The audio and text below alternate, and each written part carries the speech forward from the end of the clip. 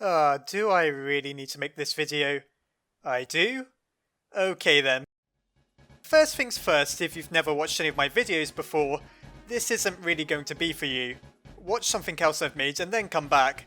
This is really only for people who are subscribed, as otherwise it's not going to make much sense. Secondly, though they probably don't realise it, Muffin Seeker is the artist who drew the art for King Mel that you see in the thumbnail. If you're watching this by some remote chance, Muffin Seeker, the person who commissioned the art and the person I'm referring to are one and the same. I'll leave a link to their artwork in the description if anyone wants to check it out, as I think they're pretty darn good. Okay, so who exactly is King Mel? Is he some mysterious Undertale character that you've never heard of?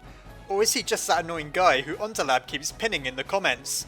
Well, those of you who are particularly attentive have no doubt noticed at the end of each of my videos that a little character pops up alongside the message, "Special thanks to my best friend." As of late, I've updated it to be a little higher quality. Obviously, it's King Mel who's popping up each time. I'm sure many of you can already see where this is going, but I'll explain nonetheless. Back when I started Underlab, I had no reason to think that I'd get as big as I already have. Believe me, it's been quite a surprise, and of course a welcome one. However, this channel would have never existed without my friend, King Mel, who has been giving me ideas for videos, and the channel in general since I started. For example, did you know that the introduction animation I made originally never had the characters move through the letters? That was Mel's idea. He also suggested ideas for my two biggest videos, namely what's inside Toyle's Lock's room, and what would Undertale characters be in real life. Clearly he's been a big influence on the channel, and while I do everything here by myself, I can promise you without his encouragement and occasional suggestion, you probably wouldn't have ever heard of me. So recently he's been commenting, as a lot of you have seemingly noticed, as every time he does, I pin his comment. Generally he just says silly things about Undertale. It doesn't necessarily make sense, and it's obviously not meant to be taken seriously.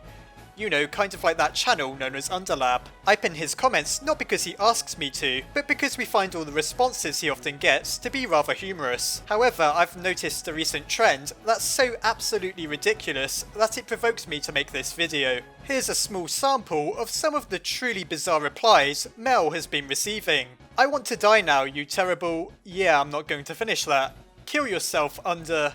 And once again, I'm not going to finish that. I really have to wonder why someone using that as an insult is on this channel to begin with. This one is nice and straight to the point. "Go die." At least there can't be any misinterpreting that. Finally, and here's easily the funniest comment I've seen yet, "King Mel, if your plan was getting someone to leave a channel due to comments alone, it works. I am done with having to see your annoying as crud comments repeatedly, and as for yourself, Underlab, you just lost a sub because you pinned someone with annoying comments. Goodbye. And as for my fellow Mel haters, good luck driving him off, and if you do, tell me with a reply." Well, first things first, you won't be missed. If you can't handle seeing a comment on a YouTube video, I wouldn't be surprised if you also get blown over when there's a slight breeze on a summer's day. In all my years, I've really not read many things nearly as stupid as that. Me pinning someone's comment ruins my channel so much for you that you had to unsubscribe? Wow. Secondly, I really couldn't care less about pinned comments. Begging me to pin your comment isn't going to get you pinned. If I see a really funny or interesting comment, I may pin that. At the same time, I might just pin King Mel again regardless. Serious question here. Why the heck does anyone care who I pin? To me, this is just as moronic as when people comment first. No one cares, least of all me.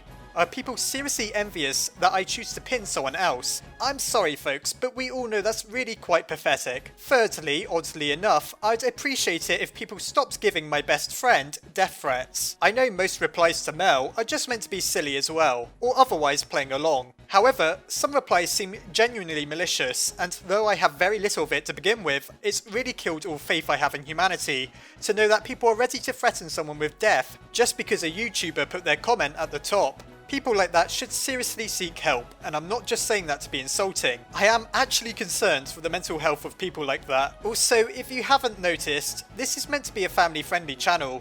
Though I obviously can't enforce it, I'd appreciate it if there was less of the extremely crude language being used to directly insult someone. Anyhow, that's all I have to say really. You're free to not like what Mel comments. However, you also have absolutely no reason whatsoever to care.